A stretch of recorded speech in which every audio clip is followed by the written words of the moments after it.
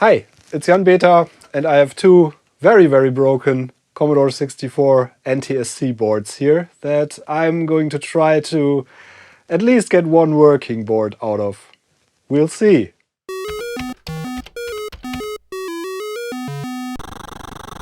So here's the two boards. Both of these were donated by John, who also donated the VIC-20 board that I made a video about a couple of episodes ago. Both of these boards are NTSC versions 250407 boards, Commodore 64s from 1983. This one is a bit later, 46 week 83. This one is from 27th week 83. This is a bit older than this board. Both are the same revision and both are completely destroyed at this point. I'm going to try to make at least one working board out of the two and have an NTSC C64. So let's see what we can do. The most difficult thing about this whole endeavor is that I only have one NTSC VIC-2 chip in my possession, and that's in a C64 that actually works. This board has the VIC-2 chip in here. Not sure if it's the NTSC version because it's covered in heatsink plaster, basically. Generally, this is missing the SID chip and the VIC-2. And I think the kernel ROM is what this is. This has some of those chips, no SID, and this also misses the 6526 CAA chips, both of them. This has some sockets put in here. It's missing one of the logic chips for the timing circuit for the VIC-2. This misses the crystal oscillator and also the voltage regulator. I'm not sure which of these boards is damaged more. Both have some pretty crude desoldering going on and some ripped off stuff. I think I'm going to go with this one as the board I want to fix because more of the crucial components are on here. This one I'm going to salvage the VIC-2 from for now and see if I can make this board boot up. Yeah, I think that's what I'm going to do. This also has a replacement PLA in it already. This has the original PLA. It seems to be from around the same era, date code wise. It seems to have been desoldered already, and there's a lot of ripped traces around the SID chip. Probably one of these is going to end up as a donor board, but yeah, let's try and see what we can do. Let me take a couple of seconds to thank the sponsor for this video, PCBWay, my favorite manufacturer of PCBs of all kinds. They can also do CNC machining, 3D printing, sheet metal fabrication, injection molding, basically everything the tinkerer needs. Pricing is super reasonable, delivery is fast. The quality of everything I mentioned is excellent, so I highly recommend checking out the link in the video description should you be interested in such services. Back to our C64. So I looked at this for a bit and there's actually quite a lot damaged. The PLA was desoldered, at least partially. There's no solder on this side of the board. I think there's still some on the back side. So somebody tried to desolder that probably because very likely it's broken. Yeah, this is where the SID chip goes, and you can see the desoldering job is pretty crude, and I think there's a lot of broken traces around these, but we can probably patch these up. And then there's this, which originally is a 74LS629 in this position. That's still there on the other board, so I'm probably going to salvage that from the other board. That has been desoldered in a similarly crude way. So the first step, I think, is going to be removing the remnants of this, cleaning this up to an extent where I can actually see what's going on with the traces around these crudely desoldered chips. Possibly try to desolder the PLA fully and inspect the rest of the resoldered chips. There's two chips in sockets here, two of the logic chips for the RAM. I think these are the multiplexers. The RAM itself seems to be the original stuff, Oki brand, so chances are this is actually okay. As usual, there's a lot of things that can be wrong with these boards, including everything basically. Let's clean up these messy desoldering jobs here first. Yeah, so this is the general state of these. Seem to be ripped out. This is the PLA that's still hanging on there by some solder. This is one of the logic chips close to the RAM here that definitely got worked on. And yeah, this is where the SID chip was, and this is the logic chip next to the VIC-2. So all of these need some severe cleanup, and this is very likely going to be a lot of patching of traces as well.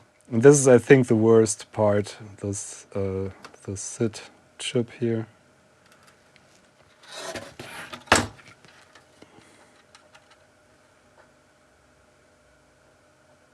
So I've freed most of it. Just going to remove this nasty flux residue that's on there. That looks all brown and gooey. And we're going to have to do the same on the top side, of course. I'm going to clean this properly after the fact. I'm just going to remove most of it now, so I'm going to be able to see where there's broken traces and such. Thankfully cleans up rather well.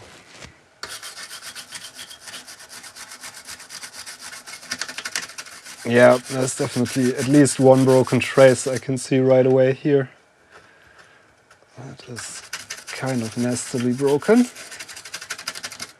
Going to have to operate.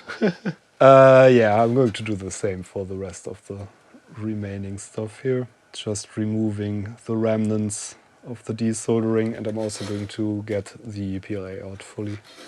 Possibly using hot air or something. At first, let's get these legs out of this here that are still stuck here for some reason. There's one. And let's remove the solder. It's still in here.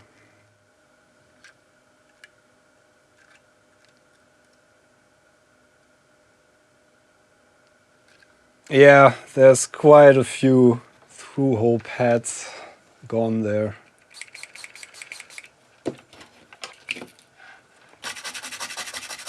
And yeah, some of the connections. This doesn't look great at all.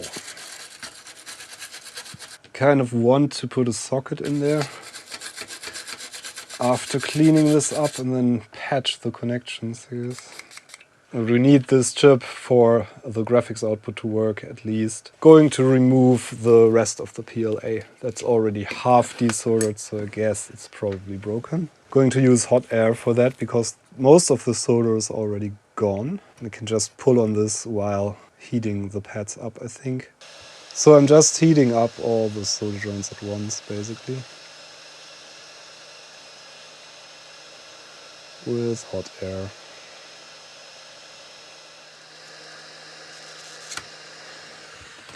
Came out on that side.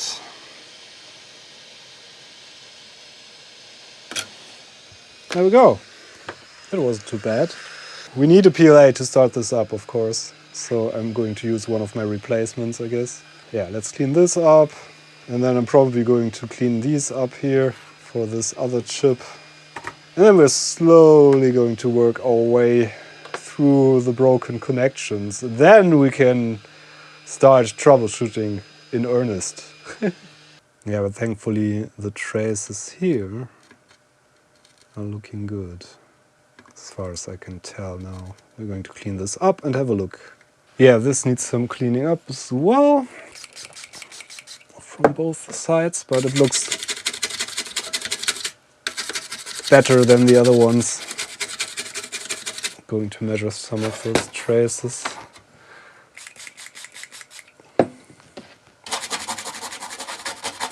So, and then we have this here. This doesn't look too great. Just going to remove the flux beforehand here. Because the flux residue might also get conductive. That's always a good idea to clean up after you solder. Even if you have no clean flux. Which should not become conductive, but over the course of over 40 years now, this might have gotten conductive because of all the dirt that accumulates in there. Some reconstruction work, I guess, probably going to beep out the connections, at least on our little logic chip here, and then fix them up. So thankfully nothing else in this area seems to be severely damaged. There's some melted plastic on the little trimmer capacitor here. It still seems to move. So hopefully that's still good, otherwise we're going to salvage one. But the traces don't look too great. So there's this one that's definitely cut, I would guess. Somebody used a lot of force here. This is ripped out of the circuit board, but I think the trace is still connected, which would be enough. Yeah, we're going to check all the connections here. These two are connected together, it seems, and there's still a bit of meat there. It doesn't look as bad as I thought, actually. This here is a bit defaced. Probably connects on the backside. Yeah, let's go through the connections here and just use a multimeter. There's also some scratches and things here. Look at these. That's what you get when you don't pay attention. But these pads here that are completely missing, they're not connected to anything on this side. And on the other side, the pads are still there. So this here, this was connected somewhere. And we can compare it to the other board. Yeah, we have to desolder that chip from the other board anyway, so we might as well just compare our readings. Oh yeah, I forgot to clean up this chip. There's at least two pads that are shorted. I can see that from here. Just going to go do some cleaning up there. Some flux. And just going to reflow all the connections there. I think these are not supposed to be connected.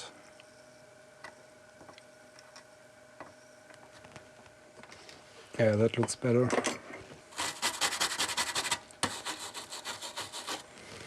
Just double checking with the other board.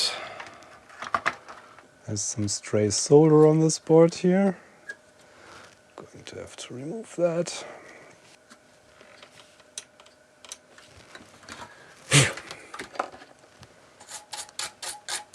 So yeah, I think the first things I need to be concerned with are the missing PLA and the missing logic chip here.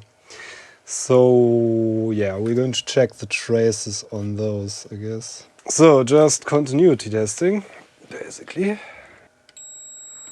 Yep. Where does it come from? So here, this is where a break in the trace is. We can probably, if we follow this, this goes here. Where does that go? On the other board. That goes to our processor. Yeah, that goes to our CPU. And patch this one to here. So we need a connection from here to here, somewhere. Going to double check on the other board. It's broken here, so we just can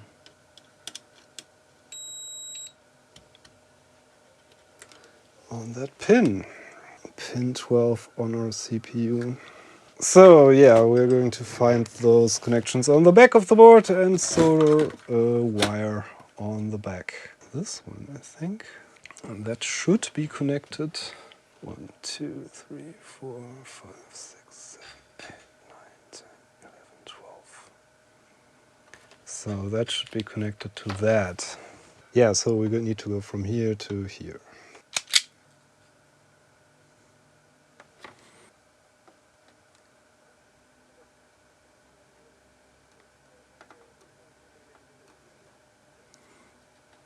There we go. That looks pretty clean.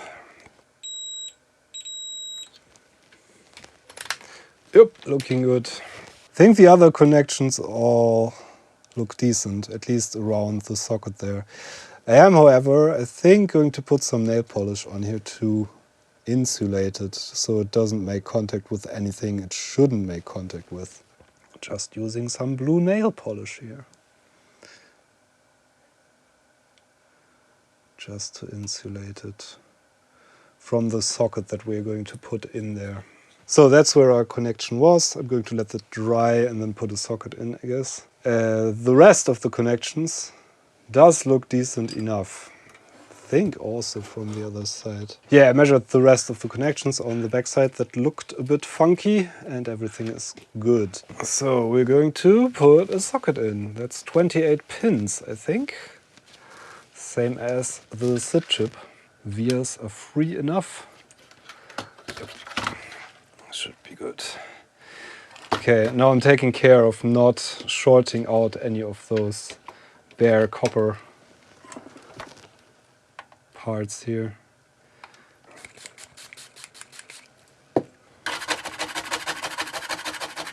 Yep, looking good.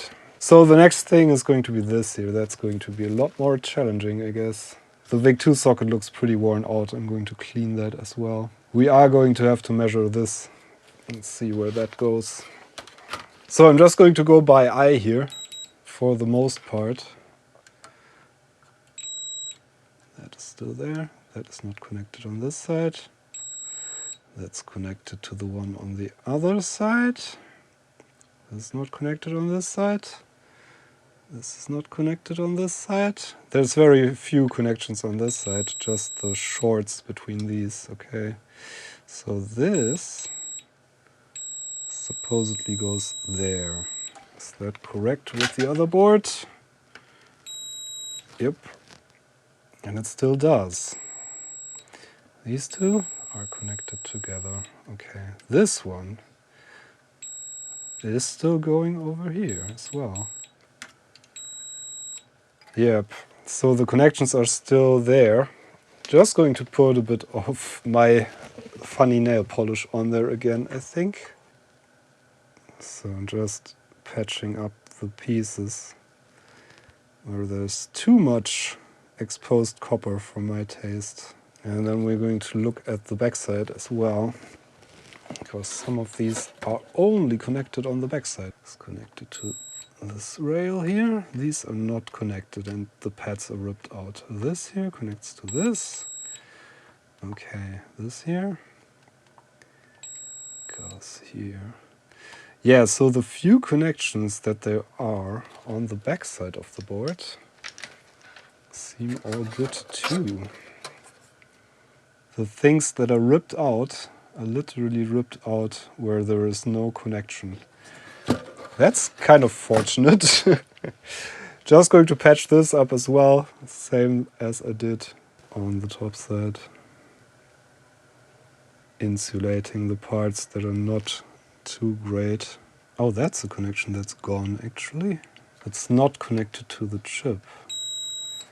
Here. That's gone. Okay, so we have to patch that up.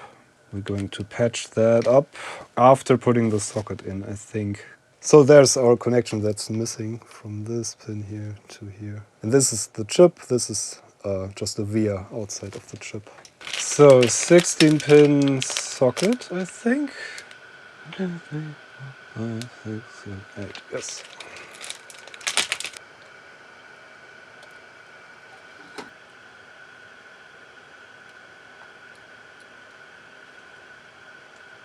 Just letting this flow for a second longer than I normally would, because as we've seen, some of these connections are made on the top side of the PCB. I hope they're all going to be there after doing that. So let's patch that up. So this goes there. There we go. That should be connected now. Just double checking. Does it short out with anything? Oh, we connected it to the wrong spot. That's not good. That's no good. We have to connect it to the other one. Always good to double check.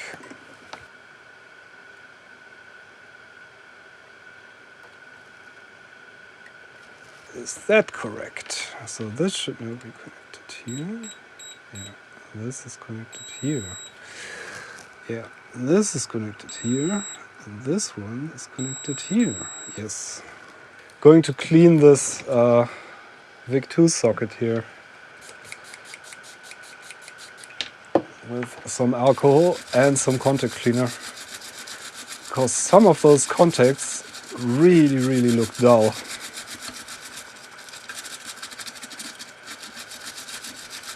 But the socket itself seems intact, so I'm not too worried about that socket.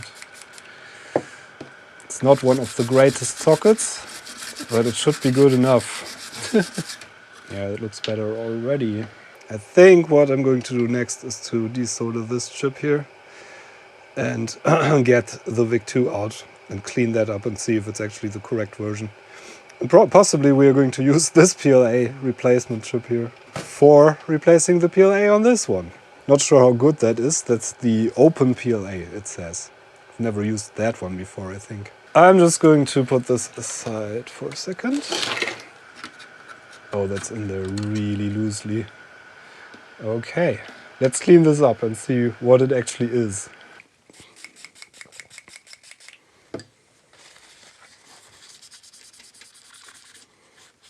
Yeah, that's at least the correct designator. 6567, that's an NTSC VIC-2, all right. Not too bad. So, yeah, of course you can't see from the outside if this chip actually works. We're going to find out shortly. Just going to get this 74LS629 out there because I don't have any of those. This board also has some botch wires on here. There's a lot of ripped traces on this, so this is clearly the better candidate for a parts donor board. Also going to put this, desolder this at this point, I guess. Now this should be free and we can use it in the other board, hopefully. And yeah, all these chips, basically, there's not a lot of area-specific chips. It's basically just the VIC-2. I think there was an NTSC kernel at some point, but that is not strictly necessary to use, as far as I know. I've not worked on many NTSC C64s.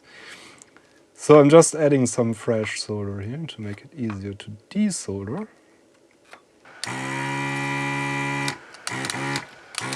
Guess I'm going to have to unclog my desoldering gun here. Oh god, I forgot to clean this. I'm sorry. I'll be right back. And we're back!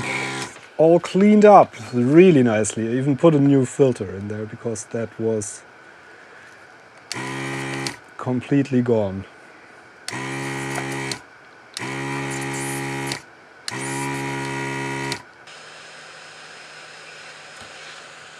Yep, there we go.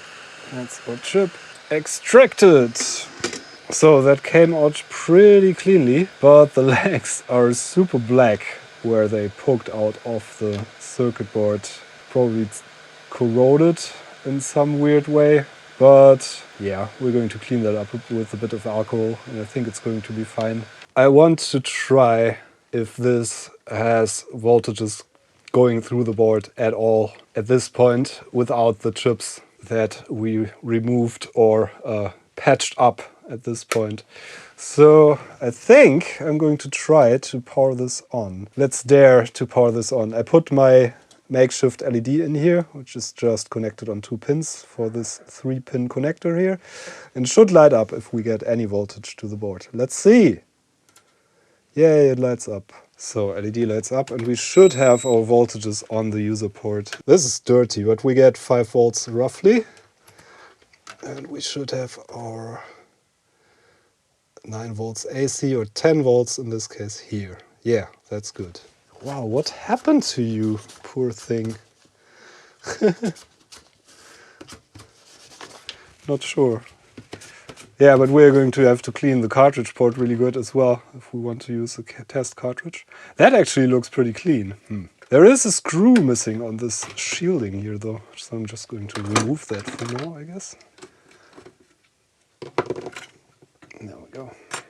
The other voltages are on these 2 voltage regulators here. There's 2 linear regulators in there. And these are the cleaner voltages for the VIC2 chip and the SID chip, the graphics and sound.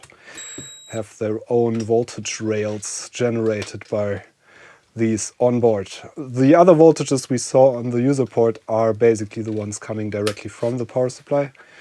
Just wanted to make sure that those get into the board. It looks pretty dim actually. Okay, so we have the center pin, that's our ground, and we have the rightmost pin on these, that's our output. So this should be 5 volts, yep, straight up, and this should be 12 volts. I'm using the ground from this shield here. Yeah, that's 11.9, that's good. So we have all the voltages. Let's put some chips in and see if this actually does something. So just using the chips we salvaged from the other one, including the PLA, that I have no idea if that's working. Doesn't even say which way it goes, but I'm pretty sure it was in there this way. Okay, kernel. We don't have a kernel at this point.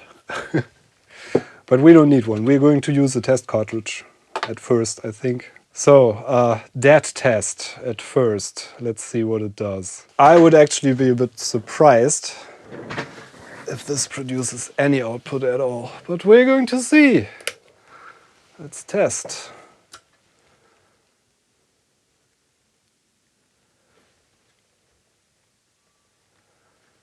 Yeah, we get absolutely nothing. Oh, there we go. NTSC.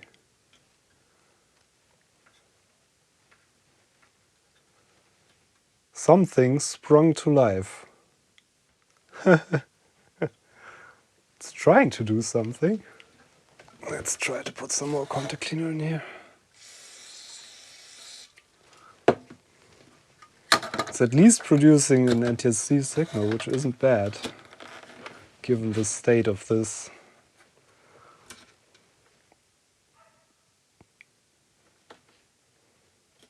Might just be a bad VIC2. I'm inclined to get out my other NTSC C64 and try the VIC2 chip in there. We don't have any idea if anything is alright except for the supply voltages. It doesn't output anything at this point, but it's locking in on the NTSC frequency, which means that probably the whole circuitry generating the sync signal is alright, which would include our little chip here, I think. I'm going to put another PLA in here, I guess. So yeah, let's remove the PLA and put another known good test PLA in here. This is an EEPROM based PLA, but it should do fine for testing at least. It's still the same. So what else? I have a ROM here, kernel ROM. So we actually get something with the regular diagnostics card. Looks like the basic screen actually. Do we get anything without the card? Yeah. Looks like the basic screen, but it's all messed up. Okay. That's something at least. Yeah, we even have the cursor flashing there, but we don't have anything from the cartridge port. That is very interesting. Maybe there's a break in a trace somewhere. Maybe it's a good idea to check that VIC2, because that looks like a VIC2 error fault of some description. Pretty severe one, actually. I'm going to get the other NTSC C64 out that I have. So the only other NTSC machine that I have, let's see if that still powers on. Yay! And that's a C64C, but it has a long board in it, so the VIC2 should be compatible. Yeah, I'm going to crack this open and try the VIC2 in there. So cross your fingers, this VIC2 is alright. Yep. It is. At least so far. So the VIC-2 is not the problem. That is good because, yeah, as I said, this is the only other NTSC VIC-2 that I have. So it's a couple of days later actually, because I had to pause this repair for a while. But I made some progress actually. In the meantime, I tried to hook up a keyboard to this, and keyboard input actually works. So does run, stop, restore, and I can also enter code here, a basic program.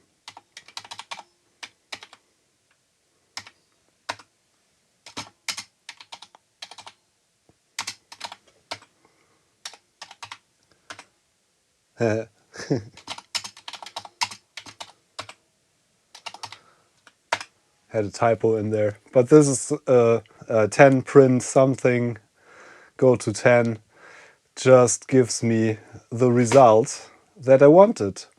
So the only thing that's really wrong with this, apart from cartridges not working, is that our graphics are completely scrambled. So we're going to focus on that. The rest of the system seems to be somewhat fine, at least. We can run basic programs. So a basic ROM is fine, or kernel ROM is fine, otherwise we wouldn't get a startup at all. Processor is probably fine. Probably most of the RAM is fine. PLA seems to be fine. And we have graphics output, it's just scrambled. So let's see why that might be.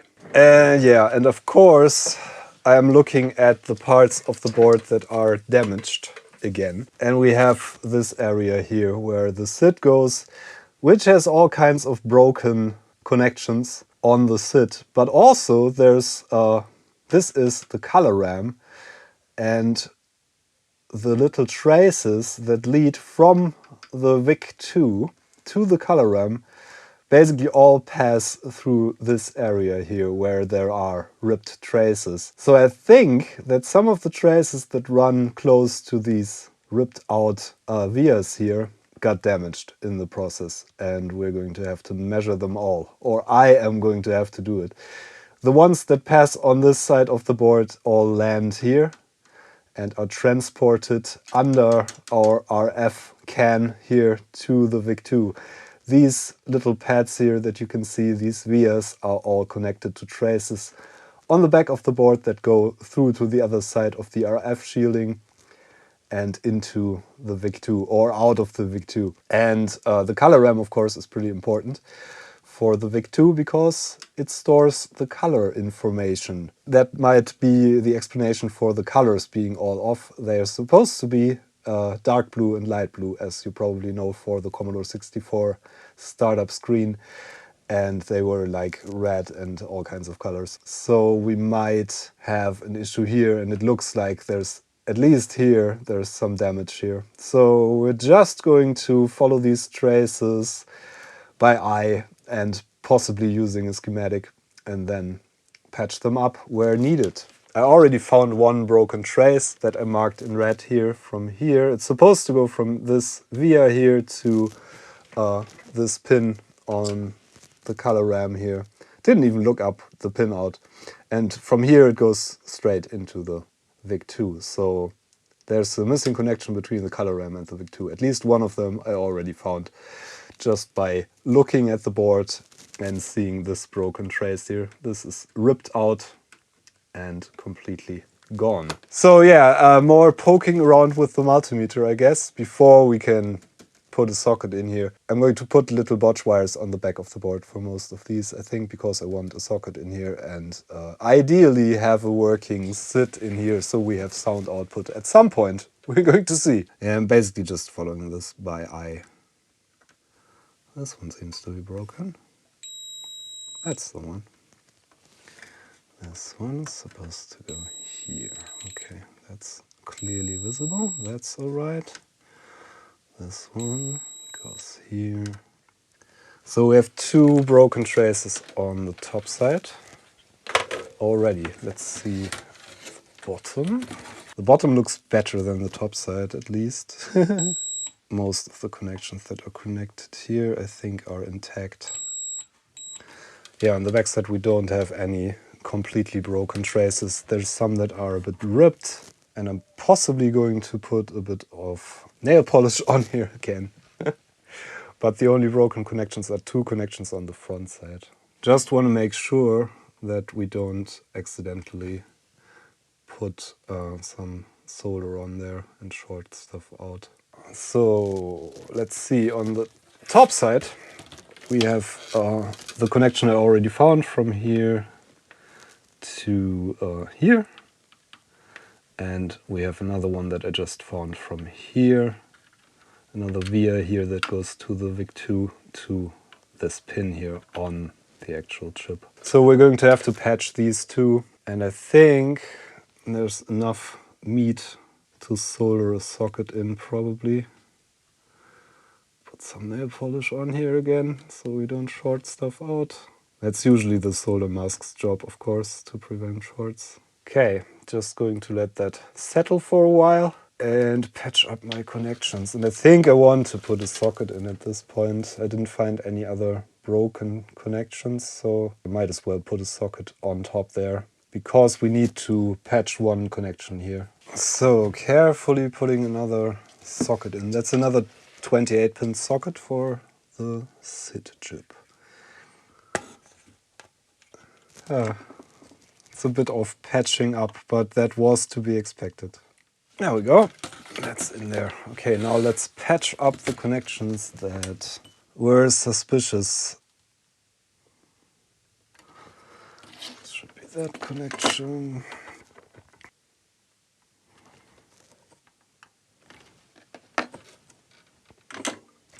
Okay, so double checking on this side.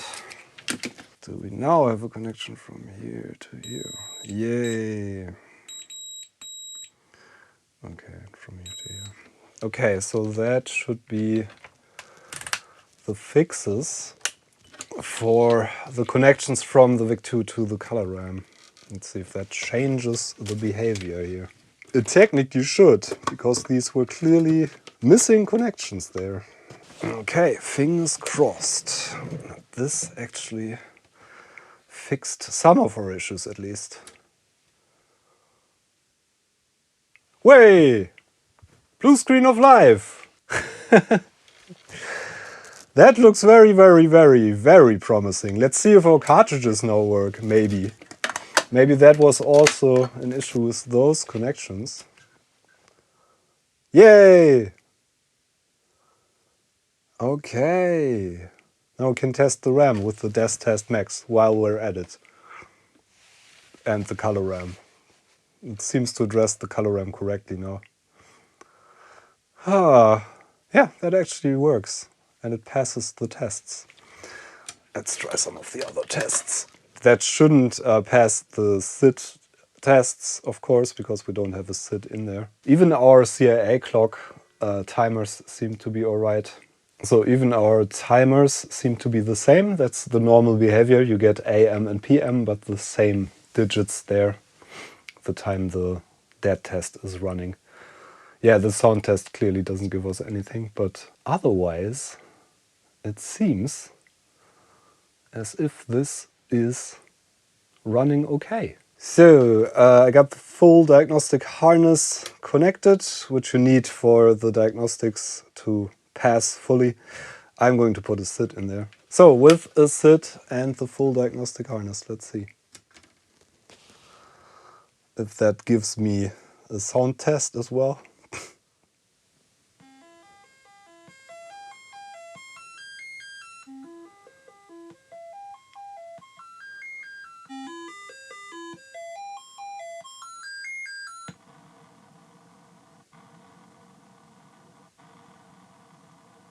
Okay, we still have our CIAs showing as bad.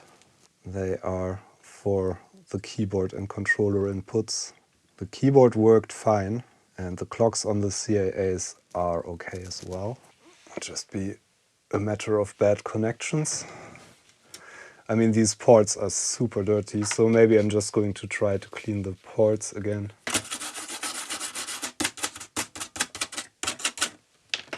So our 6510 shows us bad, which it really isn't, I think. And our CAAs are showing us bad. The 6510 might be because the dataset port is not working correctly, because that's controlled directly by the CPU, I think. The keyboard shows us bad, and the control port and user port shows bad, but that might be because of the CAAs. Possibly it's just these ports, because they are filthy. Yeah, these are really, really badly dirty. Just dirty. Backside looks even worse. Oh, now it says cassette okay. Yeah, it might be that U1 is bad actually. 6526. U1 CAA. But it might also just be bad contact still, because the whole testing of the ports is done through this and it's connecting to that edge connector there. And now it just reports keyboard and control port as bad. That's the 2526 in U1. One of our CAAs. That's reported as bad. But the keyboard did clearly work. Should try that again. I can try a joystick and a keyboard. That's the only things that are reported as bad at this point. Oh, my joystick doesn't work. Okay, so something might be wrong. Left, right, down doesn't work. Up does work. Okay, so we might be onto something. Okay, joystick port 2 has an issue. Interesting. Just going to check the traces there before I do anything else, because that's easily damaged. The traces, this is port 2 here. Traces go all the way around here and land here, and then go to our U1. And there might just be some break in there or something. Might just be one broken trace that we missed. So joystick down, which was not working on this port, should be pin 2, which should be this one. This one. And if that doesn't land on our CAA,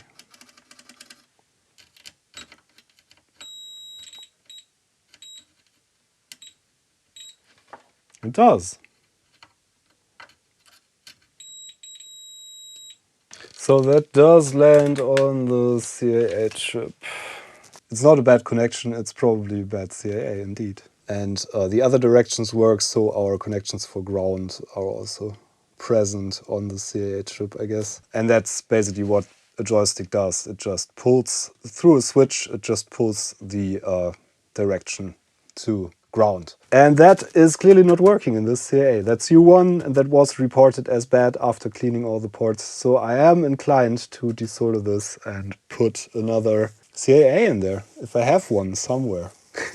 Turns out I have a couple of CAA chips in my parts bin that are more or less working. So we have some to try. I'm going to put a socket in so we can try several different chips, hopefully, maybe.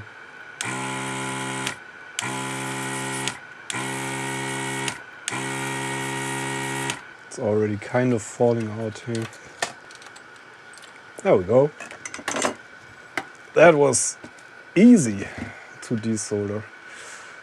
Oh, there is a leg that has been patched on there. I think this one lost a leg at some point. There's a leg that was soldered on there. Probably broke off at some point. That's interesting because there weren't any signs of soldering there. So probably somebody did some shenanigans with these and maybe broke them in the process. They match the date code, so they are probably the original chips, but maybe somebody lifted one leg at some point for whatever reason. Yeah, we're just going to put a socket in and try different CAAs. And these are 40-pin sockets for a change.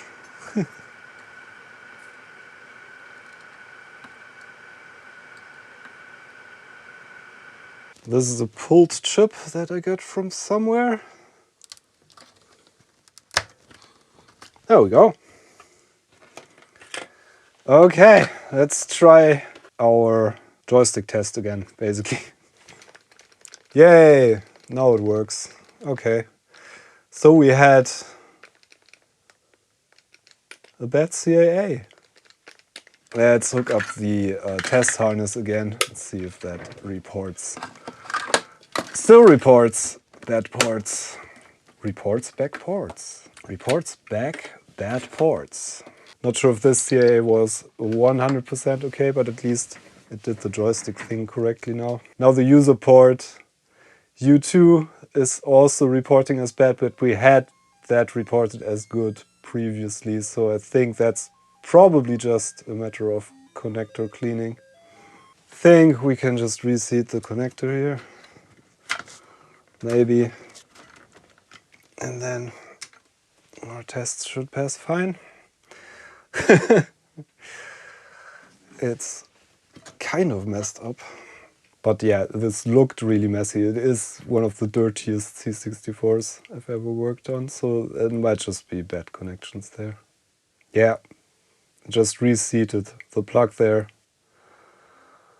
And it works. It fully passes the diagnostics. Yay! So quite a few things with this one.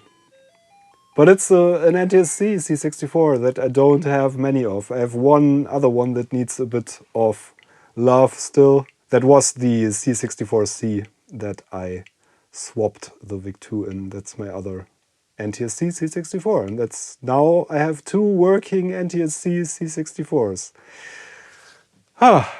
So lots of broken traces. Missing logic chip here that we salvaged from the other board. That is going to be a donor board from here on out. PLA traces, we fixed those and put a new replacement PLA in there. We put a new SID in there, fixed a lot of traces around here, some of which going from the WIC to the color RAM. Another broken trace here from the processor to the PLA. And one broken 6526 CAA. And that's basically it. I tested these logic chips in the Retro Chip Tester Pro. These are 74LS257. These were both okay, so yeah. Yeah, in the longer run, I'm going to put heatsinks at least on the VIC-2 and the SID, of course. Not sure if the SID is going to stay in here. This definitely needs a heatsink. The older versions of the VIC-2 run even hotter than the newer ones in my experience, and this is an early NTSC VIC-2. Yeah, the ROM. We also had to put a new ROM in there. One that I salvaged earlier. That was not a fault per se, it was just missing. Yeah, everything else here seems to work fine. It was quite a lot to fix, especially these traces. Took me a long time to measure everything. But thankfully we had the other board to measure the traces that are intact on that other board. I think the other board had a lot of traces missing around the PLA. Yeah, that's it for today. I hope you enjoyed this and it was somewhat informative. Thanks for watching, thanks for your time, and special thanks as always to everybody who supports me on Patreon or on Ko-fi or on the YouTube channel memberships page. The links are on my website and in the video description. Thank you so much for your support. Without you, these videos wouldn't be happening. That's it for today. I'm Jan Beta. Thanks for watching. See you next time. Bye.